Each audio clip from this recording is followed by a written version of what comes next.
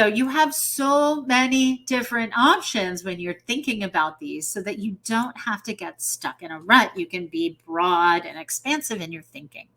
So, whatever it is that you're working on and whatever type of intelligence model you're trying to think through, how it informs whether you're working on a big creative work or maybe just working on your own, I hope you'll reach out. The Promptcraft Guidebook is available, and I hope you will definitely let me know if you need help with any of these generative tools.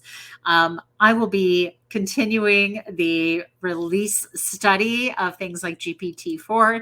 So if you have specific questions on GPT-4 that you want us to test in the Realitycraft group, which you are welcome to join, we do that pretty regularly. So Realitycraft is a group. We're on LinkedIn, we're on Facebook.